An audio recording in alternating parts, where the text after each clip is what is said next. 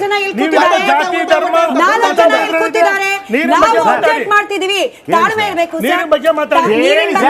ಕೇಳಿಸ್ಕೊಳ್ಳೋಕೆ ready ಇಲ್ಲ ಅಂದ್ರೆ ನೀವು ಒಬ್ಬರೇ ಮಾತಾಡೋಕ್ ಆಗಲ್ಲ ಸರ್. ಇಲ್ಲಿ ಇನ್ನೂ 100 ಜನ ಇದ್ದಾರೆ, ನೋಡ್ತಿರೋರು 1000 ಜನ ಇದ್ದಾರೆ, ಇಲ್ಲಿ ಇನ್ನೂ 3 ಜನ ಇದ್ದಾರೆ.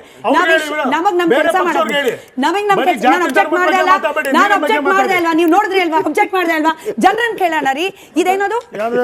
ಒಂದು ಪಕ್ಷದ ಸರ್ಕಾರ ಬಂದಾಗ ಬರಗಾಲ, ಮತ್ತೊಂದು ಪಕ್ಷದ ಸರ್ಕಾರ ಬಂದಾಗ ಸುಭೀಕ್ಷವಾದ ಕಾಲ. ಯಾವ ಸರ್ಕಾರ, ಯಾವುದೇ ಪಕ್ಷದ ರಾಜಕೀಯ ಪಕ್ಷದ ಸರ್ಕಾರ ಬಂದ್ರೂ ಕೂಡ ನೀರು ಅನ್ನೋ ಸಮಸ್ಯೆ ಇದೆಯಲ್ಲ, ಯಾರೂನು ನಾನು ಘಂಟಾಘೋಷವಾಗಿ ಹೇಳ್ತೀನಿ, ಯಾರಿಗೂ ಬೇಕಾಗಿಲ್ಲ. ಅದು ಬೇಕಾ? ಬಿಜೆಪಿ ಅವ್ರು ಬಂದಾಗ ಎಲ್ಲ ಚೆನ್ನಾಗಿರುತ್ತೆ, ಕಾಂಗ್ರೆಸ್ ಅವ್ರು ಬಂದಾಗ ಕೆಟ್ಟ ಹೋಗುತ್ತಾ? ಹೌದಾ? ನಿಮಗೆ ಬಿಜೆಪಿ ಬಂದಾಗ ಎಲ್ಲ ಬೆಳಗ್ಗೆ ಹೋಗ್ತೀರಾ, ನಾವು ರಾತ್ರಿಗೆ ಬರ್ತೀರಾ, ನಮ್ಗೆ ನೀರೇ ಇಲ್ಲ. ನಾವೇನ್ ಮಾಡ್ಬೇಕು? ಏನು ಮಾಡಕ್ಕಲ್ಲ. ರಾತ್ರಿ ಬಂದ್ರೆ ನೀರು ಇರಲ್ಲ, ಏನ್ ಮಾಡ್ಬೇಕು ನಾವು? ಶಾಂತಿನಗರಕ್ಕೆ ನೀವೇ ಒಂಥರ ಗಲ್ಲಿಗೆ ಬಂದು ಒಂದೊಂಥರ ಮಾತಾಡ್ತಾ ಇದಾರೆ. ನಾವೇನು ಕಾಳಜಿ ಇದೆಯಾ ರಾಜಕಾರಣಿಗಳಿಗೆ? ಏನಿಲ್ಲ ಮೇಡಮ್, ಅವ್ರವ್ರು ಇವಾಗ ನೀವು ಹೇಳ್ದಂಗೆ ಎಲೆಕ್ಷನ್ ಬಂತು, ಗೆಲ್ಲಬೇಕು, ಅವರು ಅಭ್ಯರ್ಥಿಗಳನ್ನ ಗೆಲ್ಲಬೇಕು, ಮೀಟಿಂಗ್ಗಳು ಮಾಡಬೇಕು, ಅದರಲ್ಲೇ ಇದ್ದಾರೆ. ಮಾತಾಡ್ತಿರೋ ಕಾಂಗ್ರೆಸ್ನವ್ರು ಹೇಳ್ತಾರೆ ನಾವು ಭಾಗ್ಯಗಳು ಕೊಟ್ಟಿದ್ದೀವಿ, ಭಾಗ್ಯ ಕೊಡ್ಲಿ. ಒಂದು ಎಕ್ಸಾಂಪಲ್ ಹೇಳ್ತೀನಿ. ನಮ್ಮ ಮನೆ ಹತ್ರ ಮನೆ ಕೆಲಸ ಮಾಡೋಳು, ಮೇಡಮ್ ನಮಗೆ ನೀರು ಬರ್ತಾ ಇಲ್ಲ, ನಮ್ಮ ಮನೇಲಿ ಸಂಪಿಲ್ಲ, ನಾವು ಬೆಳಗ್ಗೆ ಕೆಲ್ಸಕ್ಕೆ ಹೋಗಿ ಸಾಯಂಕಾಲ ಬರ್ತೀವಿ, ಕಾಯಿನ್ ಹಾಕಿ 5 ರೂಪಾಯಿ ಕಾಯಿನ್ ಹಾಕಿ ನೀರು ತಗೊಂಡು ಬಂದು ಅಡುಗೆ ಮಾಡಬೇಕು, ಸ್ನಾನ ಮಾಡಬೇಕು, ಬಟ್ಟೆ ಒಗಿಬೇಕು. ಒಂದಿನಕ್ಕೆ 20 ಕ್ಯಾನ್ ಬೇಕಾಗುತ್ತೆ. ಹೊತ್ಕೊಂಡ್ ಬರೋದು ಯಾರು? ಕಷ್ಟ ಇದೆ. ಇವ್ರು ಕೊಡೋ ಬಿಟ್ಟಿ ಭಾಗ್ಯ 2000 ರೂಪಾಯಿ 2 ತಿಂಗ್ಳಿಗೆ 3 ತಿಂಗ್ಳಿಗೆ ಒಂದ್ಸಲ ಬರುತ್ತೆ. ಎಷ್ಟು ಯೋಚನೆ ಮಾಡ್ತಾರೆ. ಇವಾಗ ನಾವ್ ಏನ್ ತಪ್ಪು ಮಾಡಿದೀವಿ ಅಂತ ಹೆಂಗಸರು ಮಾತಾಡ್ಕೊಳ್ತಾರೆ. 2000 ರೂಪಾಯಿಗೆ ಆಸೆ ಪಟ್ಟು ನಾವು ಓಟ್ ಹಾಕಿದೀವಿ, ಒಂದಿನಕ್ಕೆ ನಮ್ಗೆ 200 ರೂಪಾಯಿ ನೀರೇನಾಗುತ್ತೆ? ಬಿಜೆಪಿ ಇರ್ತಾ ಎಲ್ಲ ಸರಿ ಇತ್ತಾ ಸರ್? ಬಿಜೆಪಿ ಇರ್ತಾ ಎಲ್ಲ ಸರಿ ಇತ್ತಾ? ಇಲ್ಲ, ನನ್ನ ಹೆಸರು ಹಳ್ಳಿ ರೈತ ಅಂಬರೀಶ್ ಅಂತೇಳಿ. ಇವತ್ತು ಏನು ಕಾವೇರಿ ನೀರು ನಮ್ಮ ಬೆಂಗಳೂರು ಬರ್ತಾ ಇಲ್ಲ, ಹಾಗಾಗಿ ಸುತ್ತಮುತ್ತಲು ಇರ್ತಕ್ಕಂಥ ಮಂಡ್ಯ ಜನ, ಮೈಸೂರು ಜನ ಇವತ್ತು ಏನು ಎಂಥ ಪರಿಸ್ಥಿತಿ ಅನುಭವಿಸ್ತಾ ಇದ್ದಾರೆ ಅಂದರೆ, ದಯವಿಟ್ಟು ಹೇಳ್ತಾ ಇದ್ದೀನಿ, ಈ ರಾಜಕಾರಣಿಗಳಿದ್ದಾರಲ್ಲ ಅವ್ರು ಬೇಳೆ ಬೇಯಿಸ್ಕೊಳ್ಳೋಕ್ಕೋಸ್ಕರ ಈ ರೈತರನ್ನಾಗಿರ್ಬೋದು, ಮಹಿಳೆಯರನ್ನಾಗಿರ್ಬೋದು ಅನೇಕ ರೀತಿಯಾಗಿ ತೊಂದರೆ ಕೊಡ್ತಾರೆ. ಇವತ್ತು ಕಾಂಗ್ರೆಸ್ ಅವರು ಏನು ಹೇಳ್ತಿದ್ದಾರೆ, ಇವತ್ತು ಮೇಕೆದಾಟು ನೀರಿನ ವಿಚಾರದಲ್ಲಿ ನಾನು ಮೇಕೆದಾಟು, ಕೃಷ್ಣಾ ಮೇಲ್ದಂಡೆ ಎಲ್ಲದಕ್ಕೂ ಬರ್ತೀನಿ. ಬಟ್ ನೀರಿನ ವಿಚಾರದಲ್ಲಿ ಯಾವುದಾದ್ರೂ ಒಂದು ಪಕ್ಷಕ್ಕೆ ಕಾಳಜಿ ಇದೆ ಅಂತ ನಿಮ್ಗೆ ಅನ್ಸುತ್ತಾ? ಚುನಾವಣಾ ಭಾಷಣ ಬಿಟ್ಟು ಖಂಡಿತ ಇಲ್ಲ ಮೇಡಮ್. ಈಗ ಇರೋ ಪರಿಸ್ಥಿತಿಗಳು ನೋಡ್ಕೊಂಡ್ರೆ ಯಾವುದೇ ರೀತಿಯಾದ ಒಂದು ಪಾರ್ಟಿಗಳಿಗೆ ನಮಗೆ ಅಲ್ಲಿಗೆ ವೋಟ್ ಕೇಳಕ್ ಬಂದಾಗ ಜನ ಕೇಳಬೇಕಾಗಿರೋದೇನು? ಸೀರೆನಾ, ಕುಕ್ಕರ? ಏನ್ ಕೇಳಬೇಕು ಸರ್ ಹೇಳಿ? ಏನ್ ಕೇಳಬೇಕು ಜನ? ಮೇಡಮ್ ಅವರೇ, ಈ ಸರ್ಕಾರ ಏನು ಈಗ ಸಂಪುಟ ದರ್ಜೆ ಕ್ಯಾಬಿನೆಟ್ ಏನೋ ಸ್ಥಾನಮಾನ 84 ಏನೋ ಸುಮಾರು ಮಾಡಿದೆ.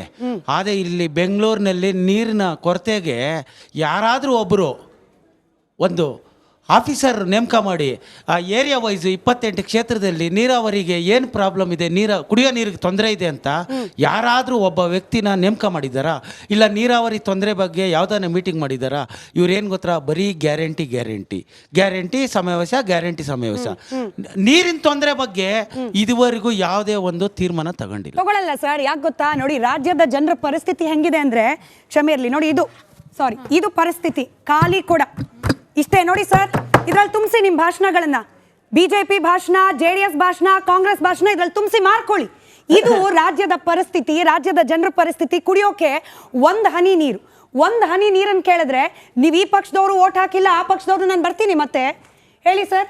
ನಿಮ್ಮ ಪಕ್ಷದ ಶಾಸಕರು ಇರೋ ಏರಿಯಾದಲ್ಲೂ ನೀರಿಲ್ಲ, ನೀರು ಬರ್ತಿಲ್ಲ, ಎಲ್ಲಿಂದ ತರಿಸ್ತೀರಾ ನೀರನ್ನ?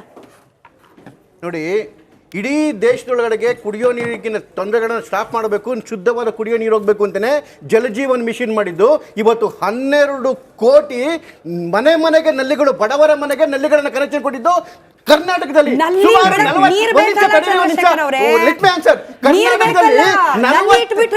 ಕರ್ನಾಟಕದಲ್ಲಿ 42 ಲಕ್ಷ ನಲ್ಲಿಗಳನ್ನ ಆಪರೇಷನ್ ಇರೋ ತರ ಮಾಡಿಕೊಂಡು ಕನೆಕ್ಷನ್ ಕೊಟ್ಟಿದ್ದು ಮೋದಿ ಅವರ ಸರ್ಕಾರ.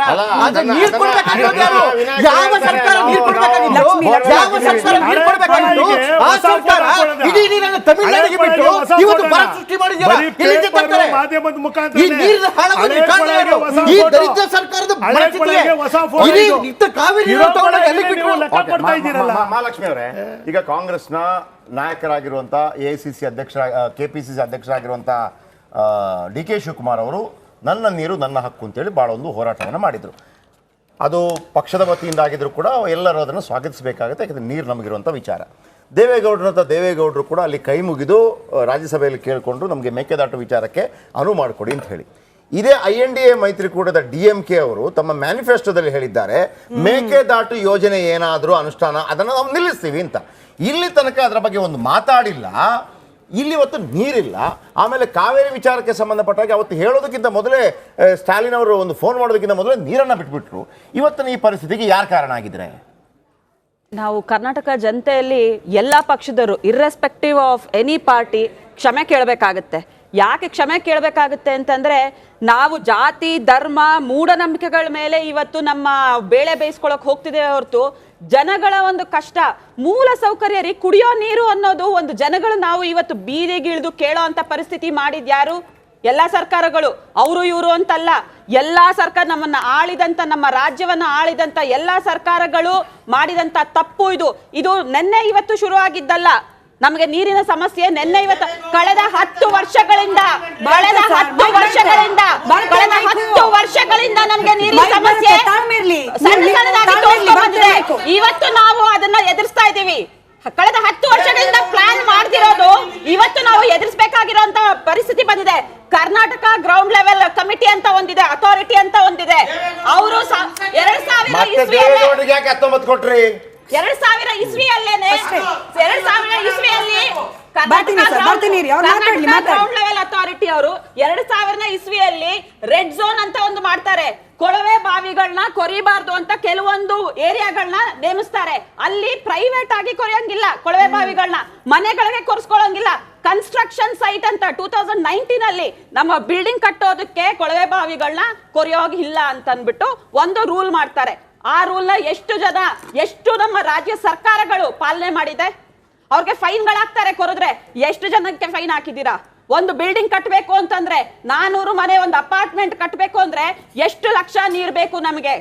ಅದನ್ನ ಯಾರಾದ್ರೂ ರಾಜ್ಯ ಸರ್ಕಾರದವರು ನಮ್ಮ ಜನಗಳಿಗೆ ನಾಳೆ ಕುಡಿಯಕ್ಕೆ ನೀರು ಸಿಗಲ್ಲ, ಇವ್ರನ್ನ ಸ್ಟಾಪ್ ಮಾಡಬೇಕು, ಇವ್ರಿಗೆ ಶಿಕ್ಷೆ ಕೊಡಬೇಕು ಅಂತ ಅವ್ರ ಲೈಸೆನ್ಸ್ ರದ್ದು ಮಾಡಿದ್ದಾರೆ. ಬೇಕಾಗಿಲ್ಲ, ಮಾಡೋದಿಲ್ಲ. ಯಾಕಂತಂದ್ರೆ ಜನರಿಗೂ ಗೊತ್ತು ಮೇಡಮ್, ಎಷ್ಟೋ ರಾಜಕಾರಣಿಗಳು, ಪ್ರಭಾವಿ ಸಚಿವರು, ಶಾಸಕರು ಅವರೇ ವಾಟರ್ ಮಾಫಿಯಾ ಜೊತೆ ಶಾಮೀಲಾಗಿದ್ದಾರೆ. ವಾಪಸ್ ಮೇಕೆದಾಟು ಕ್ಯಾಪ್ಟನ್ ಅರ್ಜುನ್ ಕೊಂದಿದ್ದು ಯಾರು? ಅವ್ರ ನರೇಟಿವ್ ಎಲ್ಲಿ ತಂದಿಟ್ಟಿದ್ದಾರೆ ಅಂತಂದ್ರೆ ಸಂಪತ್ತನ್ನ ಹಂಚಿಬಿಡೋದು ಅಂತ. ಇದು ಸ್ಟುಡಿಯೋ ಟಿಪ್ಪು ಜಯಂತಿ ಮಾಡಕ್ಕೆ ಅವ್ರಿಗೆ ಖಂಡಿಸಿದ್ರು. Very nice. ಯಾರು ತಪ್ಪು ಮಾಡಿರೋದಿಲ್ಲಿ? ಓಲೈಕೆ ಹೇಳಿಕೆ ಇದು ಅಂತ ಹೇಳಿ ಯಾಕೆ ಪರಿಗಣಿಸಬಾರ್ದು? ವೇದಿಕೆ ಇದು ಫೋಟೋ ಎಲ್ರಿಗೂ ಒಂದು ಟೈಮ್. ನಿಮ್ಮ ಸಮಯ ಮುಗಿದಿದೆ. ಅವ್ರು ಹೇಳೋಕ್ಕಿಂತ ಮುಂಚೆನೆ ಹೇಗೆ ಪ್ರತಾಪ್ ಸಿಂಹ ಪಾಸ್ ಕೊಟ್ಟಿದಂತ ಆಗ್ಲಿ ಡಿಕ್ಲೇರ್ ಆಗೋಗಿತ್ತು ಅಂತ ನನಗೊಂದು ಡೌಟ್ ಬಂತು. ಸಾಕು ನಿಲ್ಸಿ. ಕೆಟ್ಟ ಪದ ಬಳಕೆ ಕಾಂಪಿಟೇಷನ್ ಇಟ್ಟಿಲ್ಲ ನಾವಿಲ್ಲಿ.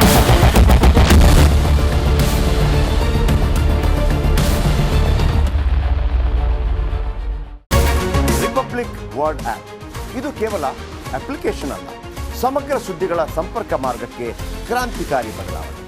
ರಿಪಬ್ಲಿಕ್ ವರ್ಲ್ಡ್ ಆಪ್ ಕೇವಲ ಸುದ್ದಿ ಅಪ್ಲಿಕೇಶನ್ ಪರಿಚಯಿಸ್ತಾ ಇಲ್ಲ, ಬದಲಾಗಿ ಡಿಜಿಟಲ್ ಸುದ್ದಿ ಬಳಕೆಯ ಹೊಸ ಯುಗಕ್ಕೆ ನಾಂದಿ ಹಾಡ್ತಾ ಇದೆ.